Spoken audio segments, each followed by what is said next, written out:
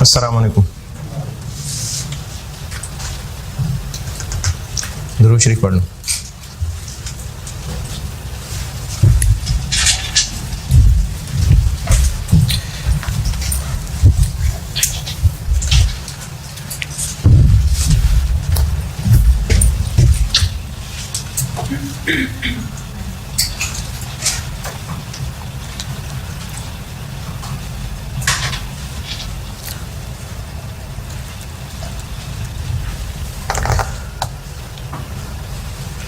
Cash settled मैंने start किया था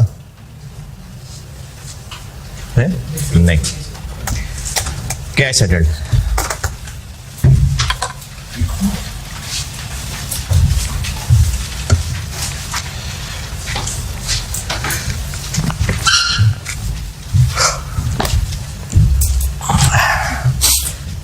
अच्छा 4 दिन बहुत होते हैं भूलने के लिए। शेयर बेस्ड पेमेंट ट्रांजैक्शन पढ़ रहे हैं और शेयर बेस्ड पेमेंट ट्रांजैक्शन में गुड्स सर्विसेज लेने वाला एंट्री कर रहा है। अच्छा, जो गुड्स सर्विसेज ले रहा है, जनरल क्राइटेरिया ये है कि जब गुड्स सर्विसेज मिलेंगी तो एंट्री होगी। एसेट या एक्सपेंस डेबिट, और अगर इक्विटी सेटल्ड है तो इक्विटी क्रेडिट, और अगर कैश सेटल्ड है तो लायबिलिटी क्रेडिट। लायबिलिटी क्यों क्रेडिट? क्योंकि कैश पे ये करना है, लायबिलिटी क्रेडिट। फिर इक्विटी सेटल्ड में आगे डिटेल ये पड़ी थी कि जो गुड्स सर्विसेज ली जा रही हैं उस अमाउंट से एंट्री होगी, और अगर उनकी फेयर वैल्यू नहीं पता तो फिर इक्विटी इंस्ट्रूमेंट ग्रांटेड की fair value. Equity instrument granted 3 चीजें थी, या तो शेयर्स फॉरन इशू हो जाएं, इक्विटी इंस्ट्रूमेंट ग्रांटेड है, शेयर ऑप्शंस फॉरन इशू हो जाएं, इक्विटी इंस्ट्रूमेंट ग्रांटेड है, या फिर शेयर्स या शेयर ऑप्शन इशू करने का वादा हो जाए तो वो जो वादा है वो पर्ची शेयर इक्विटी इंस्ट्रूमेंट ग्रांटेड है।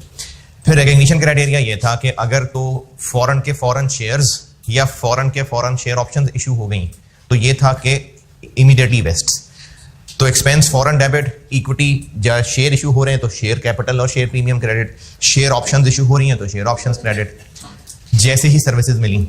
लेकिन अगर नहीं फॉरेन इमीडिएटली। और दूसरा था कि वेस्टिंग कंडीशन है। वेस्टिंग कंडीशन 2 तरह की थी, सर्विस कंडीशन जिसमें एक टाइम लिमिट लगाई गई है, परफॉर्मेंस कंडीशन जिसमें एक टाइम लिमिट के साथ साथ परफॉर्मेंस भी है।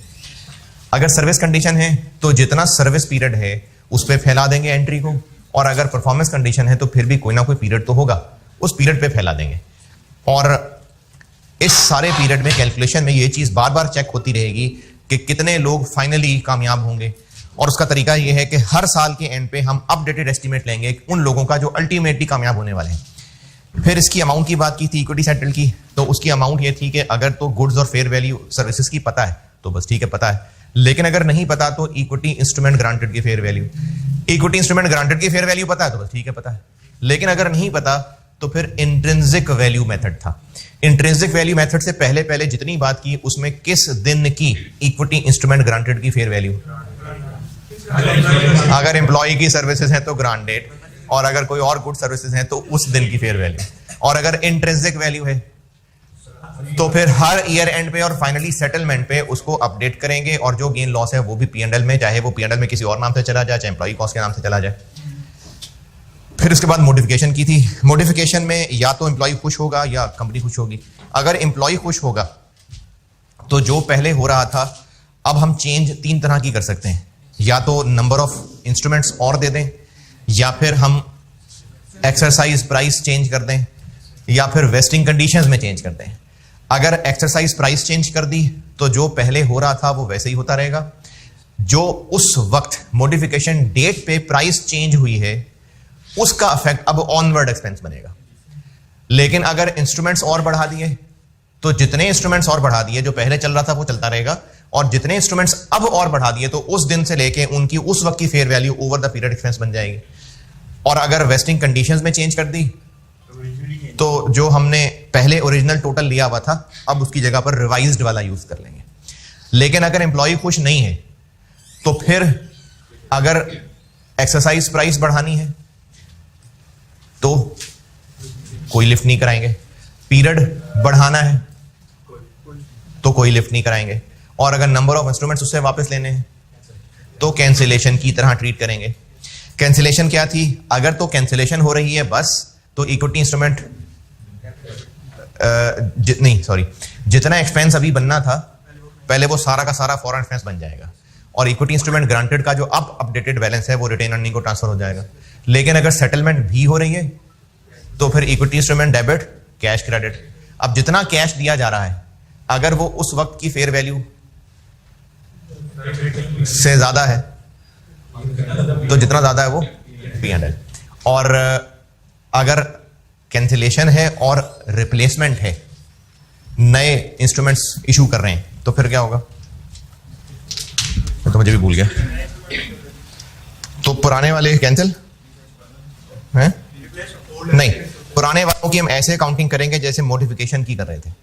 बस फर्क सिर्फ इतना पड़ेगा कि वो जो हम लोगों ने मॉडिफिकेशन डेट पे फेयर वैल्यू लेनी थी, अब वो फेयर वैल्यू लेते हुए जो पैसे दिए जा रहे हैं उस ओरिजिनल की फेयर वैल्यू में से वो पैसे माइनस कर लेंगे और फिर नई पर्ची और उस पुरानी पर्ची की डिफरेंस को हम फेयर वैल्यू मजीद एक्सपेंस कहेंगे। ये अब तक पढ़ा था और इसके प्रैक्टिस क्वेश्चन भी जितने मैंने कराए थे वो आईएएस की ओरिजिनल एग्जांपल्स, उनको बस सवालों की शक्ल दिया हुआ था। Page number 10, cash settled. Cash settled की मिसाल ऐसे है कि हमने एम्प्लॉइज को कहा कि तुम्हें देंगे तो कैश ही, लेकिन 2000 शेयर्स की 4 साल बाद जितनी कीमत होगी उतना तुम्हें कैश मिल जाएगा। एम्प्लॉय को कैश ही देना है, लेकिन कितना कैश देना है वो अमाउंट अभी नहीं तय की। उस अमाउंट को लिंक कर दिया गया शेयर की प्राइस के साथ। यानी इक्विटी सेटल्ड होता अगर एम्प्लॉय को कहते हैं कि 4 साल नौकरी कर लो तो तुम्हें बाद में हम 2000 शेयर दे देंगे, इक्विटी सेटल्ड है। और अगर एम्प्लॉय को कह रहे हैं कि तुम 4 साल नौकरी कर लो फिर 2000 शेयर्स की जो मार्केट वर्थ होगी उसके बराबर तुम्हें कैश दे देंगे, तो ये कैश सेटल्ड हो जाएगा। लेकिन इस आईएएस में इसलिए फॉल करेगा क्योंकि लिंक वो शेयर्स के साथ कर रहा होगा। ये था कैश सेटल्ड। अब इसके अंदर तकरीबन वैसी सी ही अकाउंटिंग है जैसे इंट्रिंसिक वैल्यू में थी।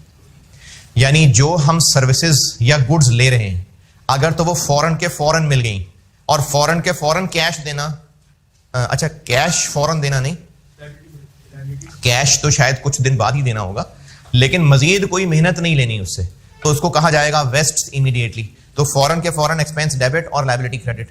लेकिन अगर बिल्कुल वो इक्विटी की तरह कुछ वेस्टिंग कंडीशन हुई, बिल्कुल वही है, तो फिर ओवर द पीरियड।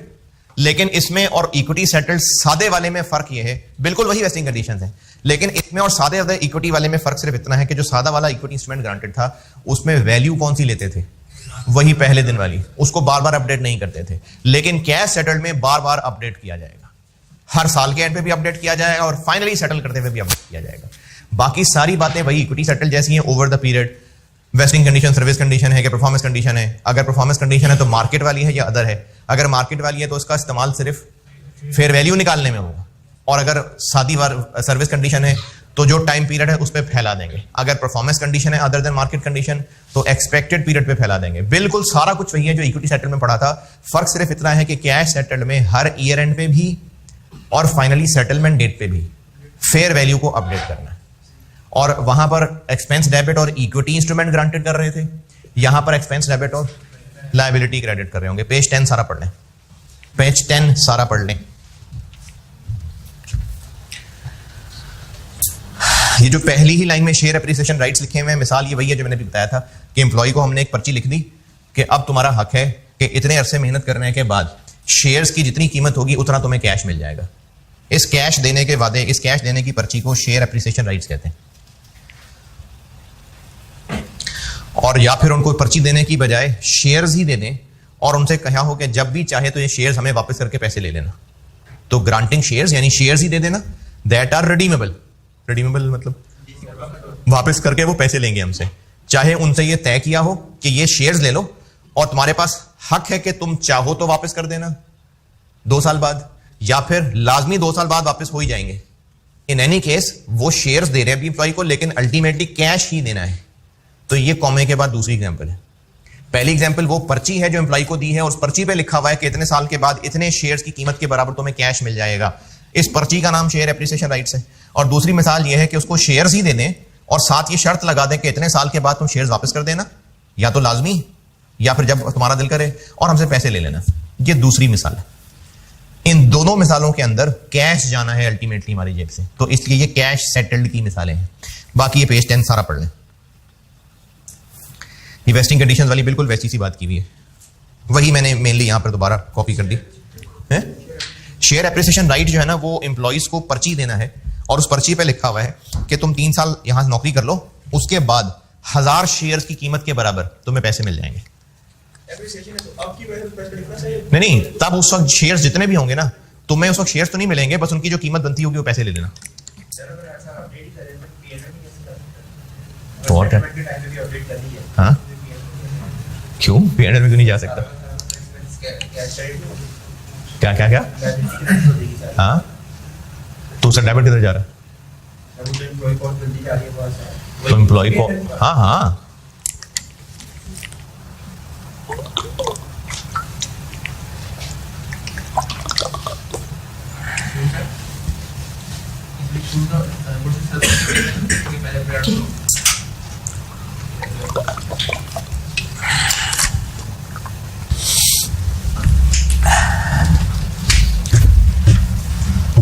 अच्छा, इसमें गुड्स एंड सर्विसेज की फेयर वैल्यू नहीं देखेंगे हैं? हाँ, जनरल क्राइटेरिया में नहीं कहा था मैंने, इक्विटी सेटल्ड में कहा था। क्यों नहीं है? कैश सेटल्ड हम अगर प्लांट खरीद रहे हैं तो उसके बदले ये शेयर एप्रिसिएशन राइट्स दे सकते हैं। हाँ जी, सवाल पूछा एक स्टूडेंट ने कि जब इक्विटी सेटल पढ़ रहे थे तो वहां ये पढ़ा था कि प्रायोरिटी है गुड सर्विसेज की फेयर वैल्यू, अगर वो ना पता हो तो फिर इक्विटी सेटल की फेयर वैल्यू। कैश सेटल में ऐसा पेज 10 पे क्यों नहीं लिखा हुआ? हाँ, नहीं, इक्विटी सेटल में हमारी प्रायोरिटी गुड सर्विसेज की फेयर वैल्यू होती थी या इक्विटी इंस्ट्रूमेंट की फेयर वैल्यू? गुड सर्विसेज की। तो यहां पर गुड सर्विसेज की क्यों बात नहीं की है? हाँ, क्योंकि बचपन की अकाउंटिंग से अब तक जितना भी पढ़ा है ना, जो चीज हम खरीद रहे होते हैं वो कितने पे रिकॉर्ड हो रही होती है?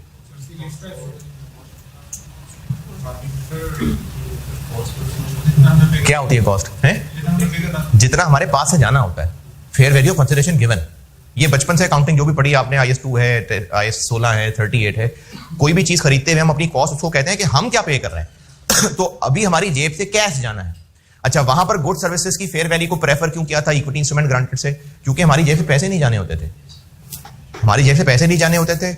और इक्विटी इंस्ट्रूमेंट की फेयर वैल्यू इतनी कोई ज्यादा हम प्रेफर इसलिए नहीं करते थे क्योंकि वो तो अदर मार्केट फैक्टर्स की वजह से प्राइस कम ज्यादा हो सकती है। देखिए मेरी बात दोबारा सुने, जब हम गुड सर्विसेज ले रहे हैं तो उनकी कॉस्ट, बचपन की बात कर रहा हूं, वो होनी चाहिए कि हम पे क्या कर रहे हैं उसके लिए।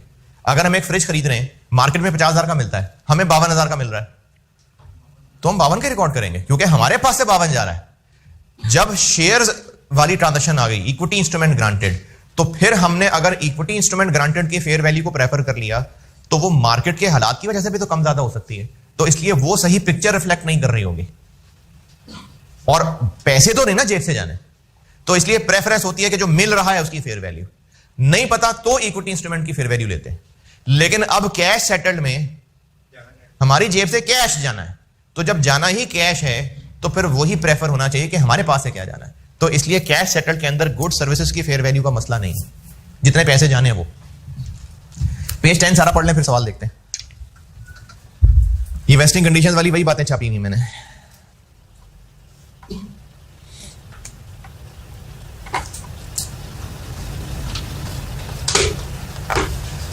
वही बातें छापी हुई तो पढ़ने की भी क्या जरूरत है ना? आगे चलते हैं।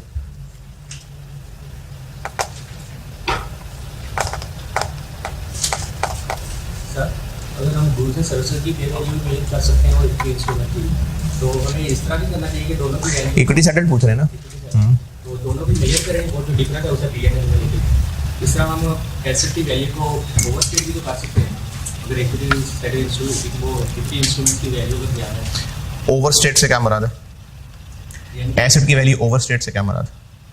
तो हमने कुछ गुड्स या कुछ PP लिया है, कुछ उसकी वैल्यू है 100, लेकिन हम तो जब उसकी वैल्यू है तो फिर है, लेकिन तो हम इक्विटी इंस्ट्रूमेंट ग्रांट कर रहे हाँ। हैं, वो कर उसकी वैल्यू बढ़ गई 110, तो हमें शेयर कैपिटल में 110 क्रेडिट करना चाहिए, ऐसा 100 से कैपिटल और 10 P&L में लेके। क्यों ऐसा क्यों? वही तो पूछ रहा हूँ, क्यों? शेयर इशू करेंगे, हाँ। उसकी वैल्यू 110। नहीं, तो जब भी कंपनी शेयर इशू करती है तो उसको अपनी बुक्स में अकाउंट फॉर उस वैल्यू पे करती है जो उन शेयर्स की मार्केट वर्थ है। जब भी शेयर इशू होंगे उनकी अकाउंटिंग उसी पे होगी जो उसकी मार्केट वर्थ है। नहीं, वो तो साथ प्रीमियम भी आ सकता है, लेकिन जब भी कंपनी शेयर इशू करेगी तो शेयर कैपिटल क्रेडिट और शेयर प्रीमियम क्रेडिट उतने पे होना चाहिए जितनी मार्केट वैल्यू। बचपन की अकाउंटिंग में कभी राइट शेयर इशू की अकाउंटिंग पड़ी तो राइट शेयर्स कितने से एंट्री होती है? Cash debit, share capital credit, share premium credit, कितने से? हाँ, तो मार्केट वैल्यू को तो हम लिफ्ट ही नहीं करा रहे होते ना वहां। तो इक्विटी की मार्केट वैल्यू को खास लिफ्ट नहीं कराई जाती। ये वैसे थोड़ा सा जल्दी हो गया सवाल, मैंने आपको IAS 32 पढ़ाना है, बल्कि आप IAS 32 नाम क्या लेना है, फाइनेंशियल इंस्ट्रूमेंट्स पढ़ाना है, वो बहुत मिक्सचर है सारा कुछ, तो उसमें ये बात होगी। लेकिन खैर है, अभी बता देता हूं, बाद में पता नहीं याद रहेगा ना याद रहे, क्योंकि ऐसी एक एक्स्ट्रा सी बात है। एक सवाल पूछा है स्टूडेंट ने कि जब इक्विटी इंस्ट्रूमेंट ग्रांटेड इशू कर रहे हैं गुड सर्विसेज के अगेंस्ट, तब भी हम गुड सर्विसेज की फेयर वैल्यू को क्यों प्रेफर कर रहे हैं, क्यों ना इक्विटी की फेयर वैल्यू को प्रेफर कर लें? तो इक्विटी की फेयर वैल्यू कभी भी हमारा मकसूद नहीं होता, क्योंकि अगर हमने बैलेंस शीट में क्या क्या होता है, 3 चीजें, एसेट्स, लायबिलिटीज और इक्विटी। मुख्तलिफ स्टैंडर्ड्स में एसेट्स को फेयर वैल्यू पे अपडेट करवाया जा रहा होता है, कभी रिवैल्यूएशन मॉडल के नाम पे, कभी फेयर वैल्यू मॉडल के नाम पे, कभी फाइनेंशियल इंस्ट्रूमेंट्स पढ़ेंगे हम तो उसमें फेयर वैल्यू हो रही होती है। मुख्तलिफ लायबिलिटीज के स्टैंडर्ड्स भी उनको कहीं ना कहीं अपडेट करवा रहे होते हैं, प्रेजेंट वैल्यूज निकलवा रहे होते हैं। अगर इक्विटी की भी फेयर वैल्यू निकालना शुरू कर दें तो वो बैलेंस शीट टैली नहीं रहेगी। क्यों नहीं टैली रहेगी? क्योंकि तीनों चीजें अपने अपनी सिमत में जा रही होंगी, तो बैलेंस शीट टैली कैसे रहनी है? तो इक्विटी की डेफिनेशन ही यही होती है, डेफिनेशन नेट एसेट्स, कि जो बचा वो इक्विटी है। तो अब एसेट्स और लायबिलिटीज पे अपने अपने आईएस लगते हैं, और जो बचता है वो इक्विटी होती है, क्योंकि एसेट्स के ऊपर आईएस लगा रहे होते हैं, फेयर वैल्यू अपडेट हो रही होती है, रिवैल्यूएशन सरप्लस क्या है, इक्विटी है। फेयर वैल्यू अपडेट हो रही होती है, फाइनेंशियल इंस्ट्रूमेंट्स की फेयर वैल्यू रिजर्व, इक्विटी है। तो इसलिए इक्विटी को नहीं हम फेयर वैल्यू पे अपडेट करने की कोशिश करते, वरना तो बैलेंस शीट आउट हो जानी है। तो इसलिए इक्विटी इंस्ट्रूमेंट को फेयर वैल्यू पे अपडेट करना को प्रेफरेंस नहीं है, वो तो मजबूरी हो गई थी पिछले दफा कि गुड सर्विसेज की फेयर वैल्यू नहीं पता चल रही, तो अब क्या करें, मजबूरन इक्विटी इंस्ट्रूमेंट की फेयर वैल्यू लेते हैं, वरना इक्विटी इंस्ट्रूमेंट ग्रांटेड की फेयर वैल्यू लेना प्रेफरेंस नहीं होती, वरना बैलेंस शीट आउट हो जाएगी। पेज 10 पढ़ लिया?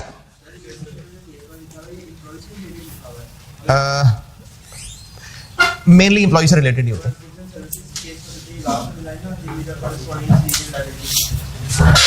अगर नहीं, अगर हमने अपने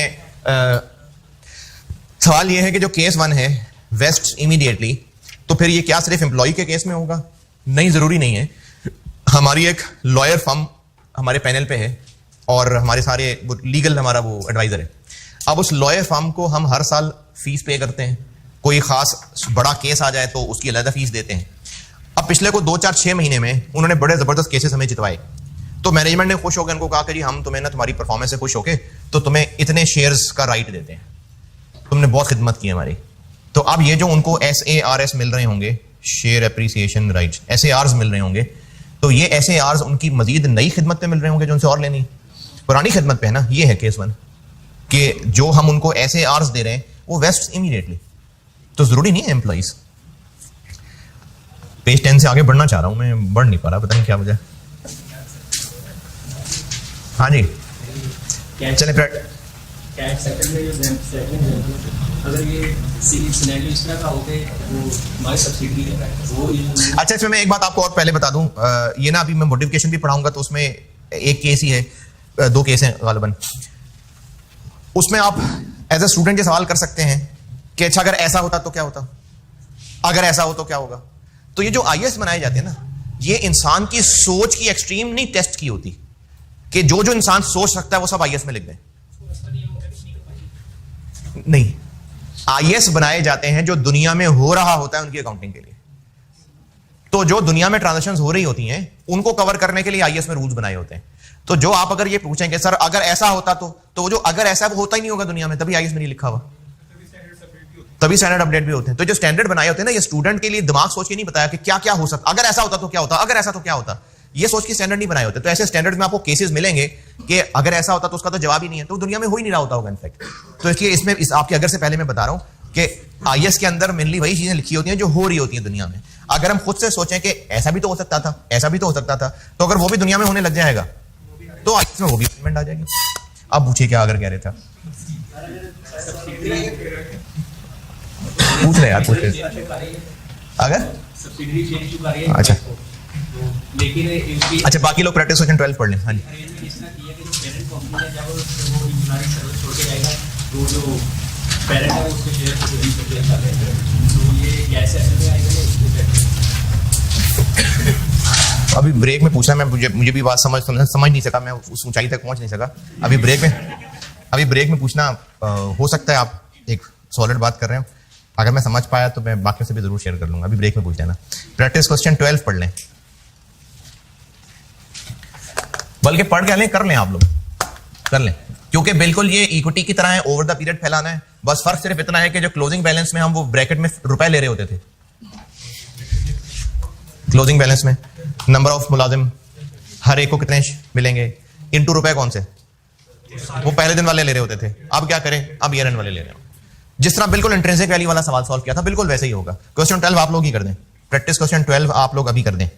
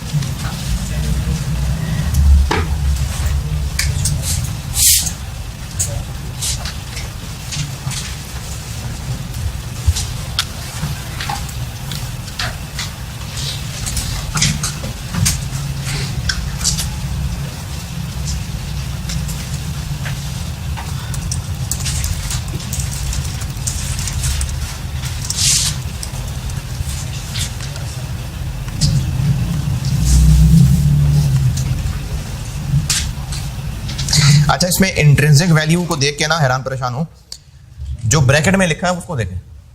इंट्रिंसिक वैल्यू के साथ ब्रैकेट में क्या लिखा है? जो कैश पे किया, जो अल्टीमेटली कैश पे किया है वो है।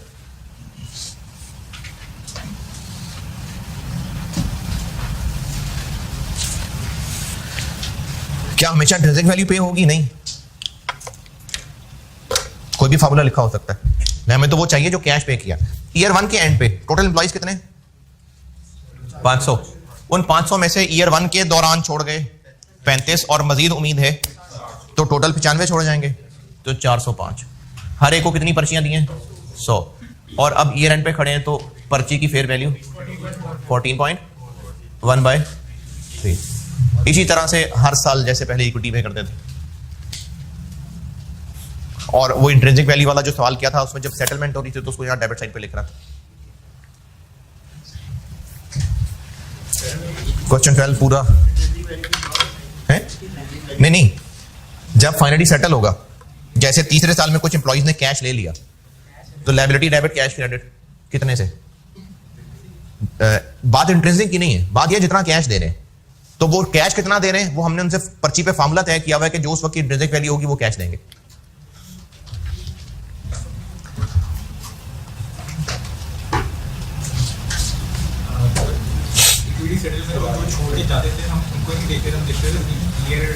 जब एंड होगा तो अभी भी यही कर रहे हैं, अभी भी यही किया है। 500 टोटल लोग हैं, ईयर 1 में 35 छोड़ गए। The entity estimates that a further 60 will leave. हाँ, ईयर 1 में 35 छोड़ गए, during year 1 35 employees leave. The entity estimates that a further 60 will leave during years 2 and 3। तो ईयर 1, 2, 3 में मिला के टोटल कितने छोड़ जाएंगे? 95 ना, तो 500 में से 95 माइनस कर दी। अब भी हम यही रहे हैं कि एंड पे कितने कामयाब होंगे। ईयर 2 गुजरा, ईयर 1 में कितने छोड़ गए थे? 35। ईयर 2 में मजीद छोड़ गए तो 2 साल में 75 तो छोड़ गए। एंटिटी एस्टिमेट्स के तीसरे साल में 25 और छोड़ जाएंगे, 100। तो ईयर 2 की कैलकुलेशन करते हुए हम 400 लोग ले रहे होंगे। और ईयर 3 में फाइनली 20 और छोड़ गए, यानी 35, 40 और 22 सॉरी। तो फिर हम लोगों ने तीसरे साल में 403 लोग लेने।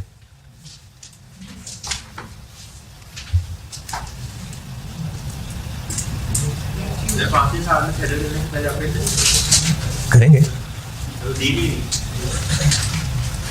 वो यही नहीं, 5वें साल के एंड पे वो तो सेटल हो गया ना सारा, वही वाला 25 रुपए।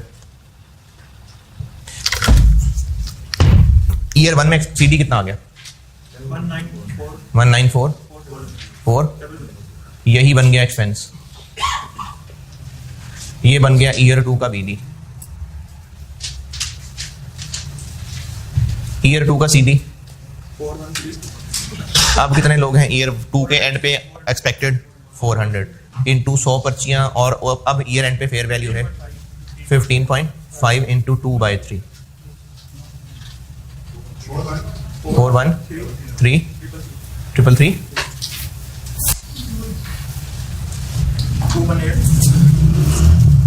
218,933।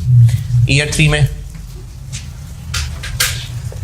बीडी 413, बहुत सारे 3, और सीडी।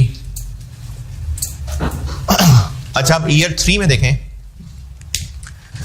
तो 403 तो अल्टीमेटली हैं, लेकिन उनमें से कोई कैश भी ले गए ईयर 3 में कि नहीं?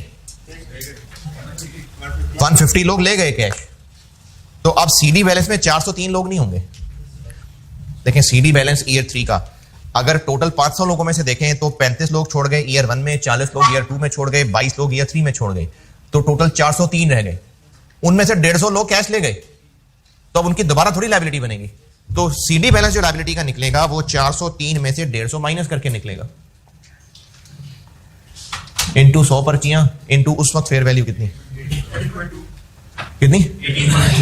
और इंटू 3/3 4। और जो इस साल लोग 460 और इस साल जिन लोगों को पैसे दे दिए settlement, liability debit cash credit, तो वो कितने लोग हैं? 150। 100 पर्चियां उनके पास, और वो पैसे ले गए 15। 225। तो अब इसको बैलेंस करें तो यहां एक्सपेंस आ जाएगा 272। ईयर 3 की इस फिगर तक पहुंचे तो फिर मैं आपको उसको तोड़ के भी बताता हूं, जैसे पहले एक दफा तोड़ के बताया था। ईयर 3 की कैलकुलेशन तक बताएं, कोई एतराज है तो। ईयर 3 का ये 272 तोड़ के बताता हूं। ईयर 3 के शुरू में ये बीडी बैलेंस, जो लोग कैश ले गए यानी 150 लोग, उन 150 लोगों को पिछले साल के एंड पे, ये 150 लोग पिछले साल के एंड पे कितनी अमाउंट पे रिकॉर्ड किया हुआ था? 15.5। उन 150 लोगों की बात कर रहा हूं सिर्फ, क्योंकि हमने कैश सेटल्ड के केस में हर ईयर एंड पे भी अपडेशन करनी है और सेटलमेंट डेट पे भी करनी है। तो जो 150 लोग सेटल हो रहे थे उन 150 लोगों को अभी इससे पहले हमने कितने रुपए पे रिकॉर्ड किया हुआ है? 15.5।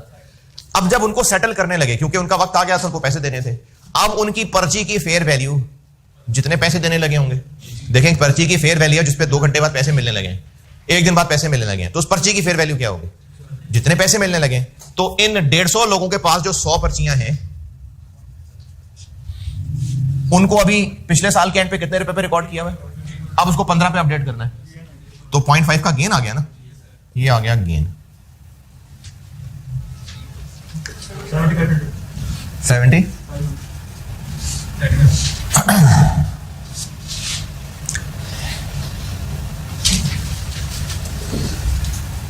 अच्छा, ये जो इस वक्त मैं ब्रेकअप बता रहा हूं 272 का, ये ऐसे ही एक एक्स्ट्रा बात बता रहा हूं, करना ऐसे। तो अगर ये ना समझ आए तो कोई बात नहीं। सीडी कितना रह गया?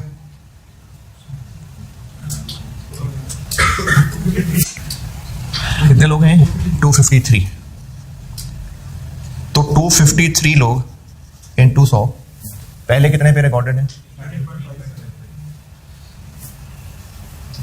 15 पॉइंट। अब उनको 18.2 पे लाना है, 2.7। कितना बना? 6831। बस यही है, ये गेन है, ये मजीद लायबिलिटी बननी है। कितना बना? 60। तो ये 272 तो नहीं आ रहा, ये क्या हुआ? एक्सपेंस फॉर द ईयर भी तो आना है ना,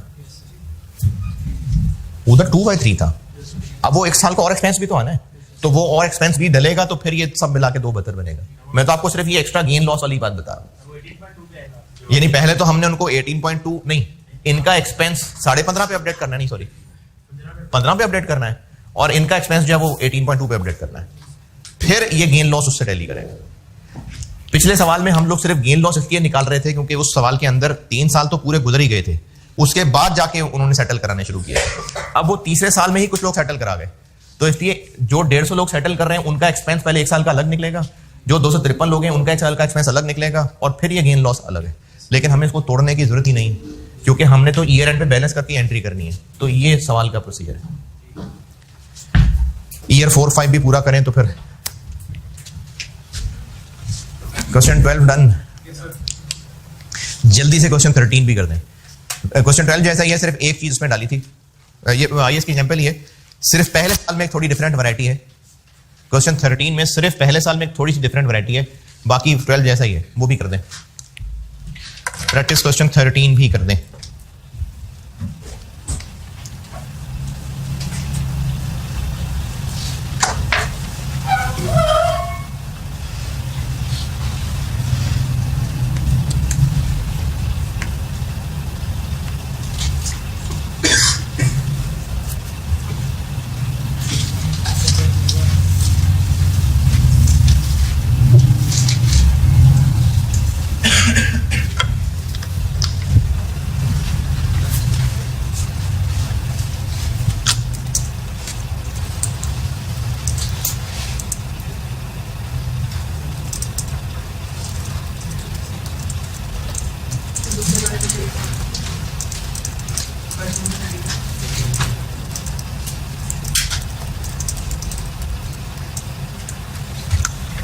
क्या जी? 13 में हाँ, वो सिर्फ ये कह रहे हैं कि जितना भी एक्सपेंस है ना वो एक्सपेंस ही है सारा। यानी ये वर्कर्स जो हमारे एम्प्लॉइज काम कर रहे हैं, ये कोई बिल्डिंग बनाने में काम नहीं कर रहे। ये टेंशन नहीं लेनी आप लोगों ने कि इनमें से कितना बिल्डिंग में डेबिट करना, कितना P&L में डेबिट करना है, ये कह रहे हैं। अच्छा हाँ, एक बात इससे भी और ध्यान में आई, अगर एम्प्लॉय से बिल्डिंग बनवा रहे हैं, अपने वर्कर्स हैं उनसे हम बिल्डिंग कंस्ट्रक्ट करवा रहे हैं, और उन वर्कर्स को ये ऐसे आर्स दे रहे हैं, या चलो प्लान कंस्ट्रक्शन करवाई 2, 4, 6 महीने में प्लान कंस्ट्रक्शन पूरी हो गई, उन लोगों को ये ऐसे आर्स दिए, उनकी मेहनत। तो जो बिल्डिंग की कॉस्ट का हिस्सा बनना है ना, वो शुरू वाली लायबिलिटी की फेयर वैल्यू है, या ईयर एंड की फेयर वैल्यू, उन्हीं को जब अगले साल अपडेट करना होगा तो वो जो अपडेट करने से और डिफरेंस आएगा वो P&L में जाना है। उस अपडेट करने पे प्लांट डेबिट नहीं कर देना। एम्प्लॉय से हमने कंस्ट्रक्शन करवाई और उनको कंस्ट्रक्शन करवाने के बदले पैसे देने की बजाय उनको SARs दे दिए। अब ईयर 1 में कंस्ट्रक्शन कर ली उन्होंने, तो प्लांट की कॉस्ट में तो जिस वक्त प्लांट पूरा हो रहा है उस वक्त की लायबिलिटी की फेयर वैल्यू डेबिट होगी, लेकिन ईयर एंड पे आके उस SARs को दोबारा अपडेट किया। ड्यूरिंग द ईयर अपने वर्कर से प्लांट की कंस्ट्रक्शन करवाई और उनको पैसे देने की बजाय SARs दे दिए, तो जो उस प्लांट की कॉस्ट है उसमें तो जैसे ही प्लांट की कंस्ट्रक्शन पूरी हुई प्लांट डेबिट लायबिलिटी क्रेडिट कितनी अमाउंट से, जो उस वक्त SARs की फेयर वैल्यू थी। ईयर एंड पे आके अब जब उन SARs को फेयर वैल्यू पे अपडेट करेंगे तो वो फिर से प्लांट में डेबिट चला जाएगा। नहीं, वो जो फेयर वैल्यू अपडेशन है वो P&L में जाएगी। ये जो भी आपने पेज 10 पे पढ़ा है कि हर साल फेयर वैल्यू पे अपडेट करना है और जो इंक्रीज डिक्रीज है वो P&L में जाना है। तो ये प्लांट बनवाने के केस में भी ऐसा ही है कि जब प्लांट बनवाया प्लांट डेबिट लायबिलिटी क्रेडिट उस वक्त की फेयर वैल्यू से, ईयर एंड पे आके जब SARs की फेयर वैल्यू अपडेट करेंगे, अजीब अजीब शक्लें बना रहे, कुछ समझ नहीं आ रही मैं क्या बोल रहा हूं। SARs हमने प्लांट कंस्ट्रक्ट करवाने के लिए वर्कर्स को दिए, तो जब प्लांट कंस्ट्रक्ट हो गया तो प्लांट डेबिट लायबिलिटी क्रेडिट उस वक्त के SARs की फेयर वैल्यू से। अब ईयर एंड पे जाके उन SARs की फेयर वैल्यू को जब अपडेट करेंगे तो उसकी इंक्रीज फिर से प्लांट में नहीं डाल देनी, वो फिर P&L में डालनी। ये जो पेज 10 पे कहा हुआ है ना कि इसको फेयर वैल्यू पे अपडेट करते रहना है और जो इंक्रीज डिक्रीज है वो P&L में डालनी है, तो वो ये प्लांट वाली बात भी हो रही है। तो इसके लिए इस प्रैक्टिस क्वेश्चन 13 में लिखा हुआ है कि आप इस टेंशन में ना पढ़ना कि कितने पैसे एक्सपेंस में डालने और कितने प्लांट में डालने। ये लिखा हुआ है दूसरा पैराग्राफ कि for simplicity this example assumes that none of the employees compensation qualify for capitalisation as part of cost of an asset.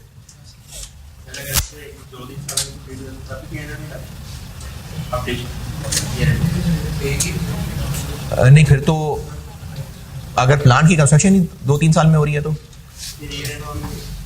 अच्छा। वैसे सिर्फ एम्प्लॉइज के जो पैसे हैं उसमें उनको SR देने ना, पूरे प्लांट की कंस्ट्रक्शन में मटेरियल डिटेल तो अलग चीज है ना। तो जो एम्प्लॉइज को हो रहा है वो हर साल के एंड पे हम प्लांट डेबिट लायबिलिटी क्रेडिट करने लगेंगे, क्योंकि अगर 3 साल पे फैला हुआ है तो फिर तो हर साल के एंड पे आके एंट्री करनी हुआ करेगी। तो अब वो जो पहले साल के एंड पे एंट्री की होगी प्लांट डेबिट लायबिलिटी क्रेडिट, अगले साल जाके पहले उसको फेयर वैल्यू पे अपडेट करना, वो P&L में जाना, और वो जो अगले साल वाला हिस्सा है वो प्लांट में जाना। प्रैक्टिस क्वेश्चन 13 कर लें तो फिर मैं आऊं।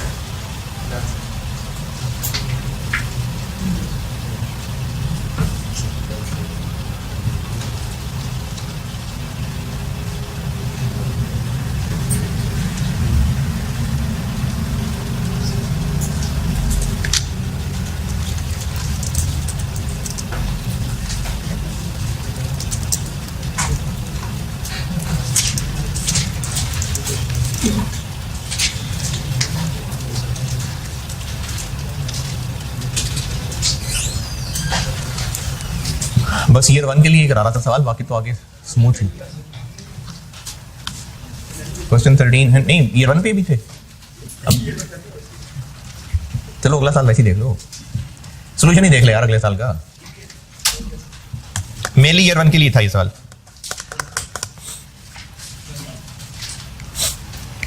क्यों 0 है ईयर 1 में? क्योंकि ईयर 1 का बेस्ट एस्टीमेट है कि इनमें से किसी ने पास नहीं होना। तो इसलिए ईयर 1 के एंड पे 0 है। तो ऐसे और शेयर प्राइस से लिंक होते हैं। अच्छा, अगर ये वेस्टिंग कंडीशन होती मार्केट कंडीशन, तो फिर इस मार्केट कंडीशन का असर सिर्फ और सिर्फ फेयर वैल्यू ऑफ पर्ची पे पड़ता, बस वो फेयर वैल्यू निकालने में कंसिडर हो जाती बात। अच्छा, बाकी लोग भी सुनिए, बल्कि ठहरे ना, मैं पास पेपर का सवाल कराऊंगा फिर बता दूंगा जी। कोई बात नहीं, ईयर 1 तक बेस्ट एस्टीमेट 0 था तो 0 था, ईयर 2 में आके बेस्ट एस्टीमेट बदल गया तो बदल गया,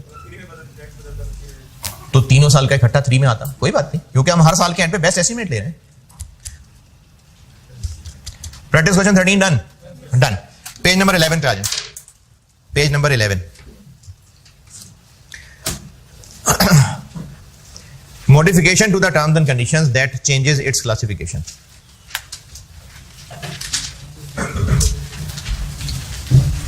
अच्छा, मैंने कैश सेटल्ड शुरू कर दिया है पढ़ाना है, तो कैश सेटल्ड है लेकिन मॉडिफिकेशन हो जाती है।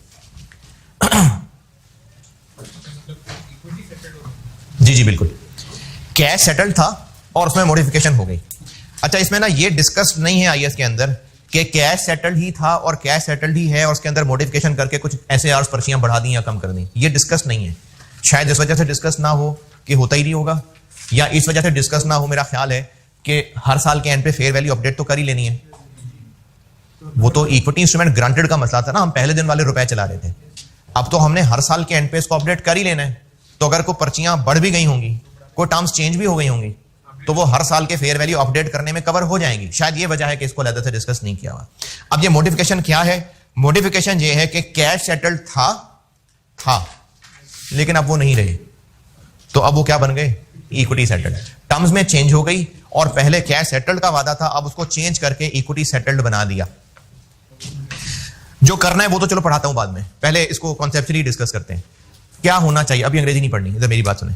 क्या होनी चाहिए अकाउंटिंग? कैश सेटल्ड था, इक्विटी सेटल बनने लगा। कैश सेटल था तो लायबिलिटी का बैलेंस आ रहा था। इक्विटी सेटल के अंदर इक्विटी इंस्ट्रूमेंट ग्रांटेड नाम का अकाउंट आना होता है, तो लायबिलिटी की जगह इक्विटी सेटलमेंट, क्या बोल रहा हूं, इक्विटी इंस्ट्रूमेंट ग्रांटेड का अकाउंट लाना है, तो liability debit, equity instrument granted credit. अच्छा, लायबिलिटी कितने से डेबिट? उस वक्त की फेयर वैल्यू पे अपडेट कर दिया। इक्विटी इंस्ट्रूमेंट ग्रांटेड उसी वक्त की फेयर वैल्यू, उसी वक्त की फेयर वैल्यू, क्योंकि अगर गुड्स थी तो पहले वो गुड्स हो गई, पुरानी बात है, वो तो अब इक्विटी इंस्ट्रूमेंट ग्रांटेड बन रहा है, तो इक्विटी इंस्ट्रूमेंट ग्रांटेड की फेयर वैल्यू, और ये दोनों सेम होना जरूरी नहीं है। तो फिर जो डिफरेंस है वो P&L है। लायबिलिटी डेबिट खत्म हो गई, इक्विटी इंस्ट्रूमेंट ग्रांटेड अब हमने लेके आना है, तो उसी दिन की फेयर वैल्यूज और इनमें जो डिफरेंस है वो P&L। पहले ये अंग्रेजी पढ़ लें, फिर सवाल कराता हूं उसका।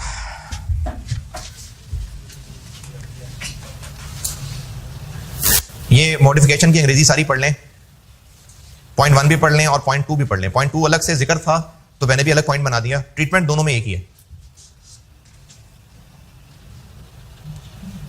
पेज 11 पे मॉडिफिकेशन जो भी आधा पेज लिखा हुआ है पढ़ लें, पॉइंट 1 भी और पॉइंट 2 भी।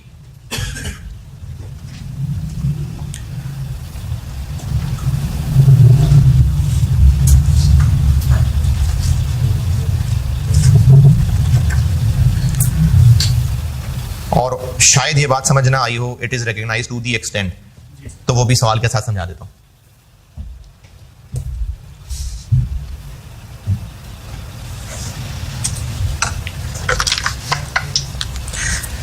पॉइंट नंबर ए में जो सेकंड सेंटेंस है ना, अगर समझ नहीं आए तो मैं वैल्यूज लेके समझा देता हूं। ये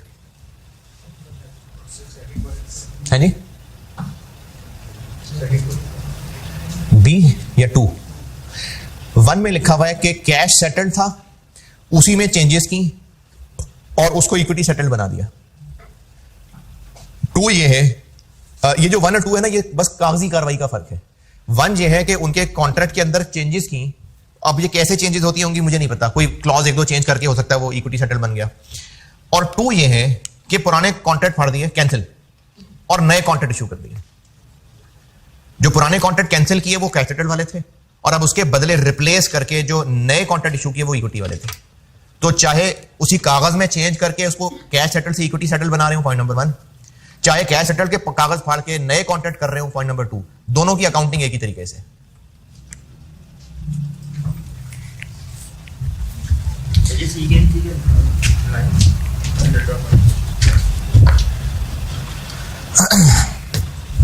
बताता हूं,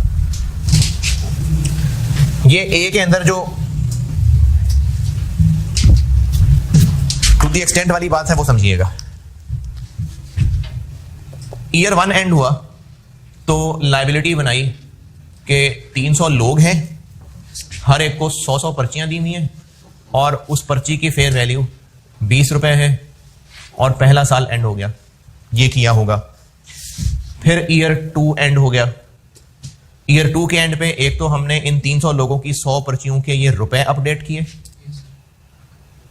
24 रुपए और इंटू 2/3। तीसरे साल के शुरू में या बेशक दूसरे के एंड में, कोई मसला नहीं, मॉडिफिकेशन हो गई और कैश सेटल्ड का ऑपरेशन कर दिया और उसको हमने इक्विटी सेटल बना दिया, चेंज, वो उसकी टर्म्स चेंज कर दी। चाहे ऐसा किया हो, चाहे कागज ही चेंज कर दिया हो, यानी चाहे 1 हो चाहे 2 हो, कैश सेटल्ड को बदल के इक्विटी सेटल बना दिया। ईयर 3 के स्टार्ट पे मॉडिफिकेशन हो गई। लायबिलिटी कितने से डेबिट? यही अभी जो अपडेट किया था, देखिएगा अमाउंट कितनी, 4। लायबिलिटी कितने से डेबिट करूं? 480। इक्विटी इंस्ट्रूमेंट ग्रांटेड कितने से क्रेडिट करूं? मॉडिफिकेशन डेट पे ही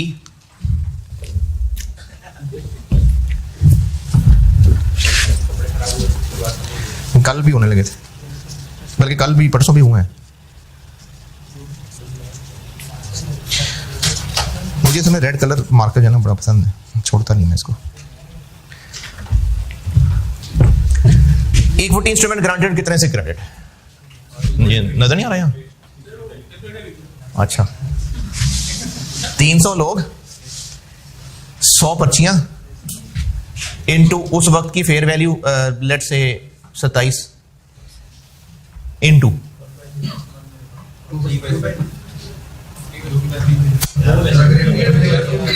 वेस्टिंग पीरियड नहीं चेंज हुआ, वही 3 साल ही है, तो 2/3। हाँ, जितनी सर्विसेज हमें मिल गई हैं, हमने उनकी अब तक लायबिलिटी बनाई हुई थी, उस लायबिलिटी को उनकी अब तक इक्विटी में कन्वर्ट किया है। तीसरे साल की तो सर्विस मिलनी है ना, अभी जो अब तक सर्विसेज हमें मिल चुकी थी उनकी लायबिलिटी को उनकी इक्विटी में कन्वर्ट किया है, तो इसलिए इक्विटी की फेयर वैल्यू लेते हुए भी 2/3। ये ए में लिखी हुई अंग्रेजी है, to the extent of goods and services received. अब इसका जो डिफरेंस है वो P&L में जाएगा। अच्छा, अगर अब इक्विटी इंस्ट्रूमेंट बन रहे होते और वेस्टिंग पीरियड भी जो है वो 3.5 या 4 इस तरह से हो रहा होता, 4 हो जाता चले, तो 2/4 करता। ये तो लायबिलिटी अपडेट कर दी ना, जो अभी इस वक्त हमारे पास बुक्स में थी लायबिलिटी वो तो डेबिट हो गई, वो तो खत्म, अभी तो अपडेट की थी। इक्विटी में यहां पर अब मैं 2/4 करता, ईयर 2 के एंड तक ये हो गया। अब ईयर 3 के स्टार्ट पे मॉडिफिकेशन हुई, वो लायबिलिटी से इक्विटी बना और वेस्टिंग पीरियड भी 3 से 4 साल कर दिया, तो लायबिलिटी तो अभी अपडेट करके हटे थे, ये तो वही रही, खत्म। अब जब इक्विटी इंस्ट्रूमेंट ग्रांटेड क्रेडिट करेंगे तो यहां पर मैं क्या लिखूं?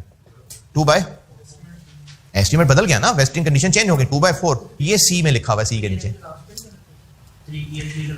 इस वक्त ईयर 3 के स्टार्ट पे मॉडिफिकेशन हो रही है, हम उसी वक्त इक्विटी इंस्ट्रूमेंट ग्रांटेड क्रिएट कर रहे हैं, तो इक्विटी इंस्ट्रूमेंट ग्रांटेड क्रिएट करने के लिए 2 साल गुजर चुके, कितने में से? 4 में से, तो 2/4। अब इस एंट्री की बैलेंसिंग फिगर P&L, ये सी में लिखा हुआ, सी के नीचे, कि अब जब आप ये डिफरेंस निकाल रहे होंगे,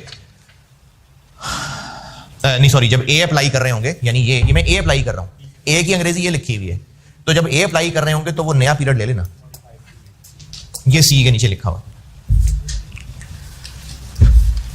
तो कैश सेटल्ड की मॉडिफिकेशन का तरीका कि उस वक्त तक जो लायबिलिटी बुक्स में आ रही है वो डेबिट, नई इक्विटी अब क्रिएट कर दें, मॉडिफिकेशन डेट के रुपए लेने और जितना अब तक काम हो चुका है उसके मुताबिक, और इस डिनोमिनेटर के अंदर अगर वेस्टिंग पीरियड चेंज हो रहा है तो उस नए वेस्टिंग पीरियड को लेना है। Practice question 14।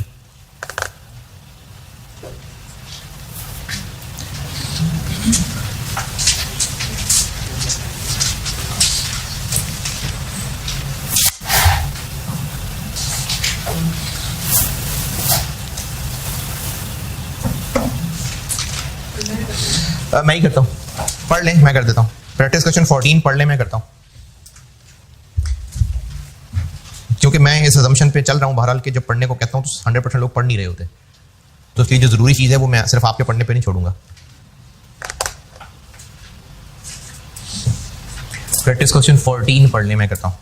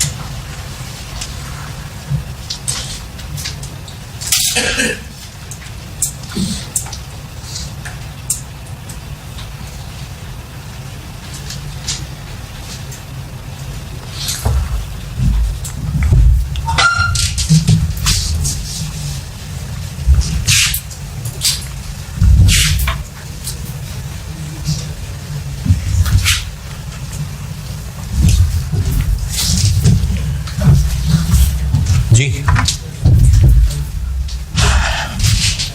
अच्छा, एग्जांपल्स की तरह इंग्लिश अगर थोड़ी सी मुश्किल भी लग रही होती है तो ये असल में ओरिजिनल आईएएस की एग्जांपल्स होती है ना, इसलिए थोड़ी सी मुश्किल इंग्लिश होती है।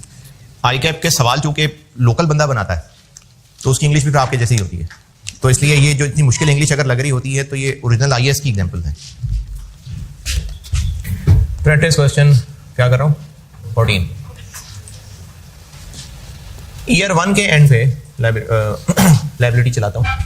ईयर 1 के एंड पे सीडी कितना रख लें, 100 लोग हैं इंटू 100 पर्चियां। अच्छा, ईयर 1 का मतलब है 2017, तो 31 दिसंबर 17 पे रुपए कितने, 10, 1/4।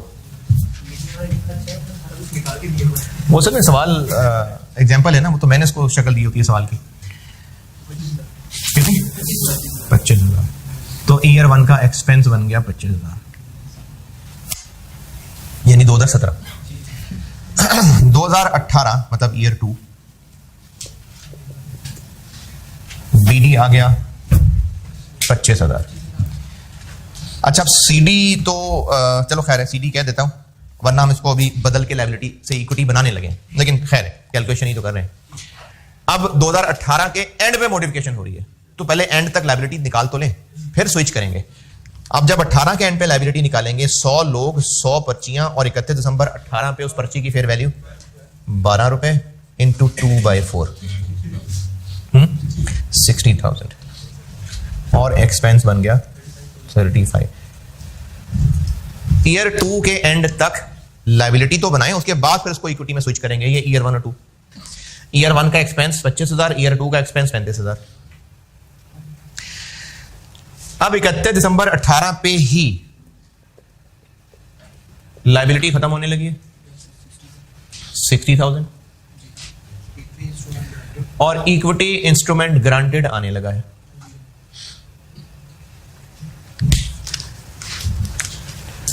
सौ लोग, 100 इक्विटी की पर्चियां इनटू उस वक्त उस इक्विटी वाली पर्ची की फेयर वैल्यू 13.2 और 2/4, क्योंकि 2 साल गुजर चुके हुए हैं। कितनी, और अब ये जो 6,000 है ये भी एक्सपेंस, P&L का वर्ड लिख दें वो भी ठीक है, एम्प्लॉय कॉस्ट लिख दें वो भी ठीक है। ये है जी मॉडिफिकेशन। और अब ईयर 3 में और 4 में जाके क्या होगा, अब वो इक्विटी इंस्ट्रूमेंट वाली अकाउंटिंग चल रही होगी, लेकिन रुपए अपडेट हो रहे होंगे। फिर कौन से चलेंगे, यही 13.2 वाले। नहीं, अब ग्रांट डेट नहीं, अब तो मॉडिफिकेशन होगी ना, तो अब ये 13.2 अगले ईयर्स में चलेगा। देख लें, सोल्यूशन ही देख लें आगे। अब इक्विटी इंस्ट्रूमेंट ग्रांटेड बन गया ना, तो अब वो इस दिन वाली फेयर वैल्यू ही आगे रुपए चलेगी। वो अपडेट होने वाली तब होती है बात अगर फेयर वैल्यू ना पता चल रही हो तो इंट्रिंसिक पे आना पड़े, वो तब होता है अपडेट करने वाला, वरना इक्विटी सेटल में अपडेशन नहीं कर रहे होते। तो अब अगले दोनों साल में देखने यही 13.2 ही चलाया हुआ है। जी लास्ट लाइन क्या,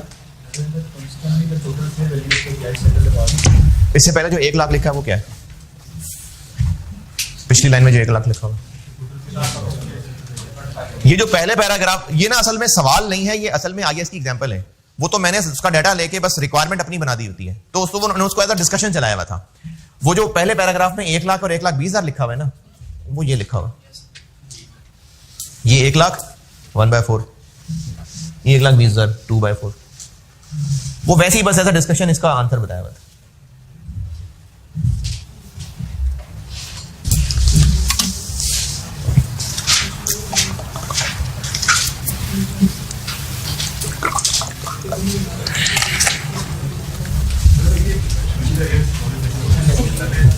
तो फिर वो हाँ जी, अगर ये मॉडिफिकेशन 31 दिसंबर 18 के बजाय 1 जुलाई 18 होती तो फिर हम उन पहले 6 महीने लायबिलिटी वाली अकाउंटिंग करते, फिर वो 1.5/4 करके, और फिर हम अगले साल की अकाउंटिंग इक्विटी इंस्ट्रूमेंट वाली कर, यानी ये 2 की जगह 1.5 आ जाता। Practice question 14 done. पेज 11 पे वापस, नहीं अभी ब्रेक नहीं, पेज 11 पे 3 हेडिंग्स हैं, मिड में आ जाएं। Share based payment transactions with a net settlement feature for withholding tax obligation. जैसे मैं भी पहले कह रहा था कि आईएएस जो बनाए होते हैं ना, वो ये सोच सोच के नहीं बनाए होता है कि अगर ऐसा होता तो क्या होता, अगर ऐसा होता तो क्या होता। जो दुनिया में होता है उसको बस उन्होंने अकाउंट फॉर करने का तरीका बताया होता है। तो हो सकता है दुनिया में ये काम होता हो किसी मुल्क के लॉ में। हेडिंग का मतलब बता देता हूं। जब किसी एम्प्लॉय को शेयर ऑप्शंस दी जाएंगी, तो पाकिस्तानी लॉ में अगर किसी ने ये चीज टैक्स में पढ़ी हो तो क्या उसका हल होता है? शेयर ऑप्शंस दिए हो तो है, भूल गए? मुझे भी नहीं पता, मैं तो ऐसी नॉलेज के लिए पूछ रहा हूं। है पाकिस्तानी में टैक्स लॉ में ये जो शेयर ऑप्शंस दी हो एम्प्लॉइज को, तो उसकी टैक्सेशन कैसे होती है? सैलरी से डिडक्ट होता है?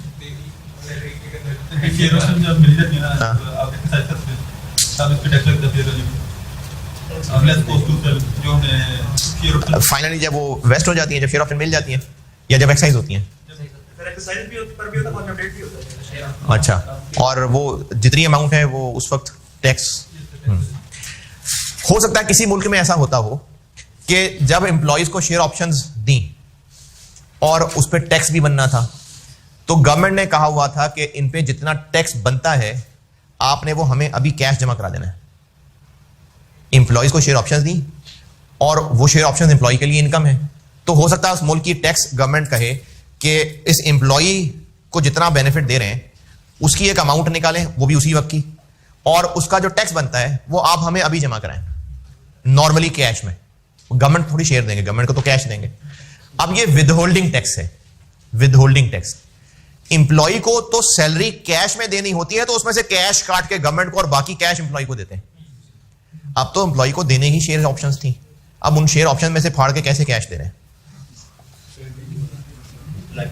तो फिर मैं बात दोबारा बता रहा हूं, एम्प्लॉय को सैलरी कैश देनी होती है, तो उस कैश में से कुछ कैश काट के गवर्नमेंट को दे देते हैं और बाकी कैश एम्प्लॉय को दे देते हैं। अब एम्प्लॉय को, ये बात फिर सुने, एम्प्लॉय को कैश सैलरी देनी होती है, तो उसमें से टैक्स कैश काट के गवर्नमेंट को दे देते हैं और बाकी कैश एम्प्लॉय को दे देते हैं। एम्प्लॉय की सैलरी में से कैश क्यों कट रहा है? क्योंकि गवर्नमेंट को कैश दिया। फिर क्योंकि एम्प्लॉय को जो कैश देना था उस कैश में से टैक्स कट रहा है। अब एम्प्लॉय को हमने शेयर ऑप्शंस देनी है और टैक्स काट के गवर्नमेंट को पैसे देने, तो एम्प्लॉय को शेयर ऑप्शन देनी है, लेकिन उस अमाउंट के ऊपर जो टैक्स बनता है वो गवर्नमेंट को पैसे देने। तो एम्प्लॉय के शेयर्स में से टैक्स कैसे काटें? जितनी अमाउंट का टैक्स बनता होगा उतनी अमाउंट के पैसे तो काट नहीं सकते, पैसे तो दे ही नहीं रहे एम्प्लॉय, उतने अमाउंट के शेयर्स काट लेंगे। यानी अगर हमने उसको शेयर ऑप्शन देनी थी 800, तो हम उनमें से 200 ऑप्शंस काट लेंगे, तो अगर किसी मुल्क में लॉ होता हो कि इन ऑप्शंस पे जितना टैक्स बनता है वो गवर्नमेंट को जमा कराना है, तो उसका तरीका यह है कि एम्प्लॉयर एम्प्लॉय के शेयर्स में से उतने शेयर्स डिडक्ट कर लेगा या उतनी शेयर ऑप्शंस डिडक्ट कर लेगा जितना उसने टैक्स जमा कराना है। ये लिखा हुआ इधर अंग्रेजी में, अंग्रेजी पढ़ लें एक बार, फिर मैं इसका सवाल। कैश, गवर्नमेंट को तो कैश ही देगा ना, गवर्नमेंट को नहीं लारा लगाते हैं शेयर ऑप्शन रख लो जितने की होंगी फिर कन्वर्ट करा लेना, उनको तो पैसे ही देने। शेयर बेस्ड पेमेंट में ये जो WHT लिखा हुआ है, WHT ऑब्लिगेशंस, ये दोनों पॉइंट्स पढ़ लें, बल्कि पहले पॉइंट 1 पढ़ लें, उसमें कोई मसला हो तो फिर डिस्कस करके फिर पॉइंट 2 पे जाएंगे।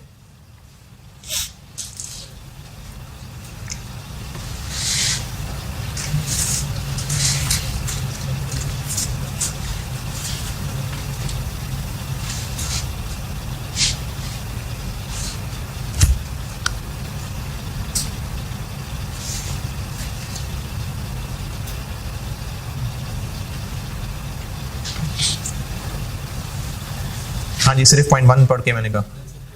अच्छा, इसमें ना मैं फिर वही बात कर रहा हूं बार बार कि आईएएस में लोगों की सोचें सोच सोच के नहीं लिखा होता, जो हो रहा होता है वो लिखा होता है। तो ये बात ही तब है अगर एम्प्लॉय के साथ हमने ये एग्री किया हुआ है कि हम तुम्हारे शेयर्स काटेंगे, ये बातें ही तब है।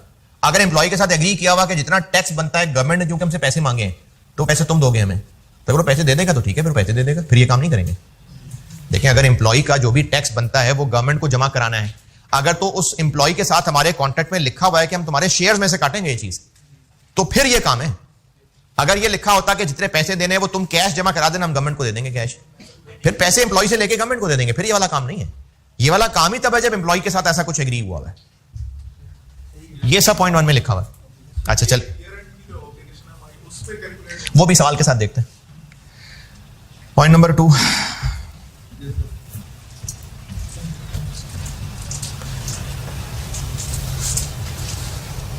जी नहीं ठीक है, क्योंकि सिर्फ मुझे एक बंदा ही पेज पलटता नजर आया, बाकियों को पेज पलट के देखना चाहिए था। केस 3 क्या है, पहुंचे ही नहीं वहां तक। अच्छा जी, चलो ठीक।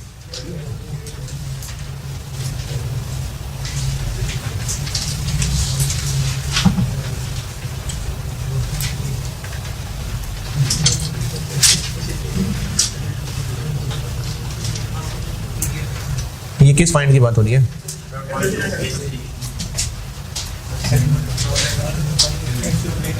Any payment made to counter party on settlement shall be counted for उतनी अमाउंट तक इक्विटी डेबिट, और जो एक्सेस है वो P&L डेबिट। ये इस तरह से डील करना, जो एक्सेस अगर हम है तो हम कैश नहीं पे कर रहे ना, तो बस एक्सेस की नौबत ही नहीं आएगी। यानी आगे से सिर्फ एक रास्ता दिखाया है कि अब आप जो शेयर्स काट रहे होंगे वो ऐसे अकाउंट फॉर करना जैसे पहले पढ़ के आए हो, तो अब हम कैश तो दे ही नहीं रहे होंगे ना एम्प्लॉय को, तो एक्सेस वाला मामला ही नहीं आएगा। प्रैक्टिस क्वेश्चन 15 देख ही लें, सोल्यूशन ही देख लें। अच्छा, इसमें भी ना ये चूंकि एग्जांपल है ना, तो सारी कैलकुलेशन हुई हुई है, इसीलिए आपको उसके पढ़ते पढ़ते ही वो वैल्यूज मिल जाएंगी। मैंने तो सिर्फ उसको जनरलिटीज की शक्ल में तोड़ना सोल्यूशन में डाल दिया, वरना सारी डिस्कशन तो इसके अंदर हुई हुई है। क्वेश्चन नंबर 15 पढ़ लें, क्वेश्चन 15, प्रैक्टिस क्वेश्चन 15 पढ़ लें।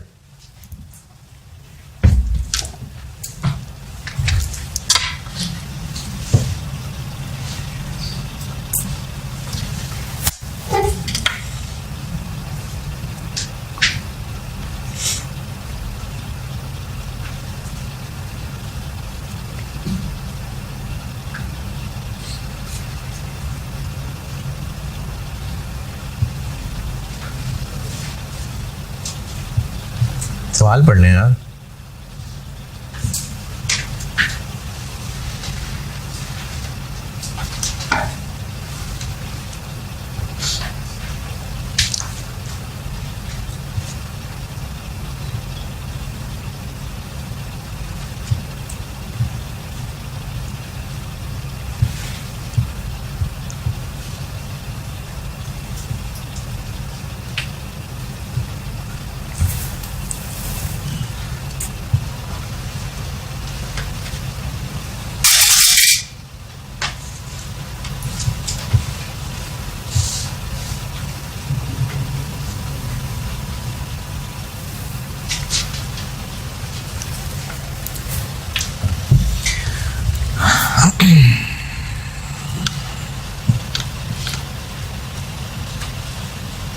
अच्छा एक बात बता दूं, शायद हेल्प हो आपको। अभी जो बात कर रहे थे कि एम्प्लॉय की सैलरी से टैक्स काट के जब गवर्नमेंट को देना होता है, तो कब हर रोज 2-2 रुपए काट के जमा करा रहे होते हैं? फिर जब सैलरी देने का टाइम आता है। इसी तरह जब एम्प्लॉय को शेयर ऑप्शन देते हैं, उस वक्त वो एम्प्लॉय की टैक्सेबल इनकम में शामिल होती है। तो इसलिए जो गवर्नमेंट को टैक्स जमा कराना है, हर साल थोड़ा थोड़ा जमा कराना है।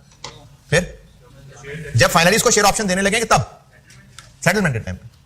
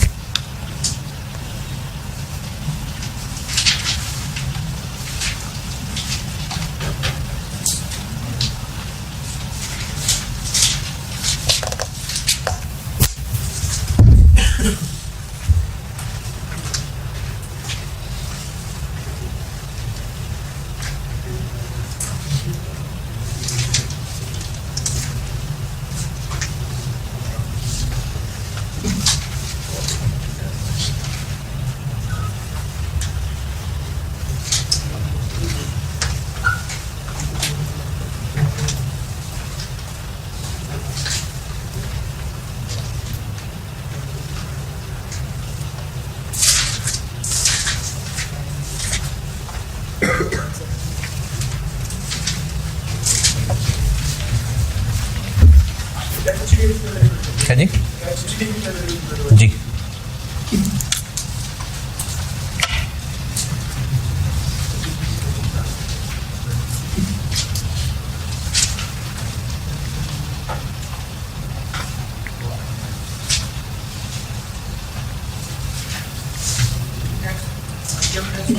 है?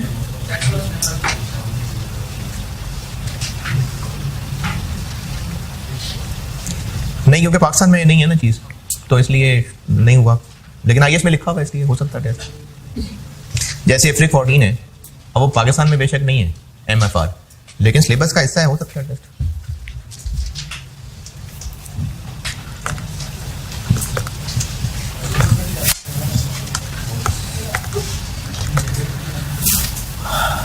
जी पढ़ लें तो मैं डिस्कस करूं, अगर पढ़ लिया हो तो। ये शेयर्स उनको देने हैं कब? 4 साल बाद। तो 4 साल बाद ही एम्प्लॉय की टैक्सेबल इनकम में आएंगे, क्योंकि वो कामयाब होना था तो उसको शेयर मिलने थे ना। तो इसलिए गवर्नमेंट वाले टैक्स काटने को भी तभी कहेंगे। अच्छा, अब हम जब एम्प्लॉयर विदहोल्डिंग टैक्स काट रहा होता है, तो वो एक्चुअली एजेंट बन के गवर्नमेंट का एम्प्लॉय के बिहाफ पे एक सर्विस दे रहा होता है गवर्नमेंट को, क्योंकि गवर्नमेंट कहती है एम्प्लॉय ने फिर हाथ आना नहीं है, तो आप अभी इसका टैक्स काट के हमें जमा करा दें। तो वो हमें जो एम्प्लॉयर है, हम एम्प्लॉय को जो शेयर ऑप्शंस दे रहे थे या शेयर्स दे रहे थे, और वो एम्प्लॉय की एक इनकम बन जानी थी, और उस पर उसने गवर्नमेंट को टैक्स देना था। तो गवर्नमेंट ने कहा वो टैक्स वो हमें नहीं देगा बाद में, आप अभी वो टैक्स काट लें। तो हम वो एक सर्विस दे रहे हैं। तो वो तो हमारा एक इंटरनल मसला था अकाउंटिंग का कि हमने ग्रांट डेट वाली फेयर वैल्यू चलानी थी। अभी इस वक्त हम क्या कर रहे हैं, एक गवर्नमेंट को एजेंसी सर्विसेज दे रहे हैं, तो वो जो पैसे उसके हमने बिहाफ पे जमा कराने हैं, तो उतने पैसों के शेयर्स काट लेते हैं उससे। तो कितने पैसों के शेयर्स? जो ग्रांट डेट पे फेयर वैल्यू थी, नहीं जो उस वक्त है, क्योंकि हम उस वक्त एक सर्विस दे रहे हैं। वो जो पैसे गवर्नमेंट को हमने जमा कराने थे, असल में वो उस एम्प्लॉय की जिम्मेदारी थी, लेकिन उसने बाद में आना नहीं था, तो गवर्नमेंट ने कहा वो पैसे वो बाद में नहीं देगा, हमें दे दो भी पैसे। तो हम तो वो गवर्नमेंट के बिहाफ पे एक एजेंसी सर्विस दे रहे हैं। तो एम्प्लॉय के तनख्वाह से नहीं, एम्प्लॉय के शेयर से हम उतने शेयर्स रखेंगे। क्यों रख रहे हैं शेयर्स?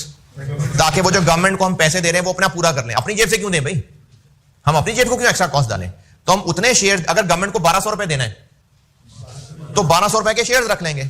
1200 रुपए वो जो ग्रांट डेट पे 1200 के हिसाब से थे, नहीं वो जो उस वक्त 1200 के शेयर्स बनते हैं। तो इसलिए 31 दिसंबर 24 पे जो 70 रुपए है उसको इस्तेमाल किया हुआ है। हाँ जी सही। चलें अभी कर लेते हैं ब्रेक, और लेकिन इतनी लंबी चौड़ी ब्रेक नहीं कीजिएगा, क्योंकि इसमें एक पोर्शन रह गया है आखिरी, ये अल्टरनेटिव वाला ये रह गया है, ये कंप्लीट करना है और पास पेपर्स की प्रैक्टिस करनी है। इसलिए बस आप 15 मिनट तक मैक्सिमम आ जाएं। और है अच्छा, और ये 15 मिनट अभी फौरन नहीं गिनने शुरू हुए। अभी मैं 2 बातें बता लूँ ऑनलाइन वालों को। ऑनलाइन वालों को बता रहा हूँ कि अगर किसी ने उठ के जाना तो बेशक चला जाए। एक बात तो ये बतानी थी ऑनलाइन वाले बच्चों को, और बल्कि हाँ आप लोगों को भी। मैंने उनको कहा जरूर था कि आप ग्रुप में मैसेज करके मेरा नंबर रिप्लेस कर लें, लेकिन उस मैसेज को पढ़ के मुझे ये लग रहा है कि सर नासिर ने नंबर बदल लिया। तो सरासर नंबर नहीं बदला, कुछ जवान थोड़ी हूं कि कोई हादसा हो जाए नंबर बदलते फिर तो मेरा नंबर वही है। मैंने सिर्फ इतना किया था कि इतना ज्यादा रश मच जाता है व्हाट्सएप ग्रुप्स का, इतने सारे स्टूडेंट ग्रुप बन जाते हैं, तो मेरा जो रेगुलर मोबाइल है वो मैं हर वक्त मैसेज के जवाब ही देता रहता हूं। तो वो मैंने अलग मोबाइल अलग सिम लेके सिर्फ व्हाट्सएप स्टूडेंट्स के ग्रुप्स के लिए वो अलग मोबाइल रखा है। वो मैं दिन में 2 घंटे के लिए मोबाइल उठा के देख लिया करूंगा। तो रेगुलर नंबर मेरा ही है, बस वो सिर्फ जो व्हाट्सएप ग्रुप्स हैं उनके लिए मैंने अलग सिम ली है। तो पुराना नंबर मेरा अपना अभी भी मौजूद है। ये बात तो सबके लिए थी। बाकी अब आप में से जिसने उठना है उठ जाए, मैं ऑनलाइन वालों की बात कर रहा हूं। हम लोग बेटे यहां पैक में कोशिश बिल्कुल कर रहे हैं कि आपको जो भी सर्विस मिल रही है लेक्चर डाउनलोडिंग की या जो भी आपको बफरिंग इशू आ रहे हैं वो बेहतर से बेहतर करने की बिल्कुल मतलब आपको मैं जबान दे रहा हूं कि बिल्कुल कोशिश हो रही है। अब उसमें जहां भी टेक्निकल इश्यूज आते हैं, टेक्निकल जहां भी टेक्निक्स इन्वॉल्व हो जाती हैं, आईटी इन्वॉल्व हो जाती है, इश्यूज तो रहते हैं। अब उसमें आप लोगों से गुजारिश ये है कि जैसे एक दफा ना वो घर में बच्चे कंप्यूटर यूज कर रहे थे तो वो शॉर्ट सर्किट हुआ, वो कंप्यूटर का प्लग उड़ गया और सारी घर की लाइट बंद हो गई। अब मैं घर पे नहीं था तो मैंने बच्चों को कहा, मुलाजमा से कहा कि वो तारे शारे निकाल दो, और मैंने फिर फोन कर दिया एक इलेक्ट्रिशियन को कि घर पहुंच गई, वो मसला हो गया। मुझे खुद नहीं याद रहा ये बच्चों को कहना कि पहले ऊपर ब्रेकर तो चेक कर लो, वो तो नहीं डाउन हो गया। अब वो इलेक्ट्रिशियन अपने काम छोड़ के, बल्कि मैं उन दिनों के बाद में हज पे गया था, अब मैंने किसी को कहा, फिर उन्होंने किसी को कहा, फिर वहां से बंदा पहुंचा। अब जब बंदा पहुंचा इलेक्ट्रिशियन का काम छोड़ के पहुंचा होगा तो पता लगा तो ब्रेकर ही डाउन था। तो अगर वो बच्चे ही ब्रेकर ऊपर कर लेते तो बिजली चल जानी थी। तो आप लोग ना जब शोर मचा देते ना ग्रुप के अंदर कि लेक्चर नहीं चल रहा, ये हो गया वो हो गया, तो ग्रुप में थरसली मच जाती है। अब उससे लगता है कि पता नहीं क्या हो रहा है। आप ना आईटी वालों से पूछ के कुछ 2-3 स्टेप्स बेसिक से समझ लें, और अब पहले आप वो बेसिक स्टेप्स अप्लाई कर, क्या पता आपको वो कहें जी कैशे क्लियर कर दें, फिर आपको कहें जी फलानी डिवाइस रीइंस्टॉल कर लें या रीस्टार्ट कर लें। ये 2-3 स्टेप्स आप पहले खुद करके देख लिया करें, उसके बाद ग्रुप के अंदर जो है ना वो मैसेज किया करें। आप पहले ही मैसेज जब ग्रुप में शोर मचा देते हैं तो उससे फिर बाकी लोगों को भी लगता है अच्छा मसला हो रहा है, और मसला हुआ नहीं, हाँ मसला हो रहा है, वो वैसे ही बाकी 2-4 लोग मैसेज छोड़ देते हैं कि हाँ जी मसला हो रहा है, हाँ जी मसला हो रहा है। हाँ, तो इसलिए आप लोग ना पहले खुद से 2-3 स्टेप्स लेके चेक कर लिया करें, उसके बाद कोई इशू हो तो जरूर ग्रुप में कहा करें। और बाकी मैंने कहा कि बेहतरी हो रही है, अभी भी अगले वीक में भी बेहतरी और हो जाएगी, सर्वर और अरेंज किया है तो बेहतरियां हो जाएंगी इंशाल्लाह। बेहतरी की कोशिश हो रही है, बस आप लोग रोला डालने से पहले 2-3 स्टेप्स चेक कर लिया करें, फिर रोला डाला करें। ठीक है जी, लेक्चर 25 डन।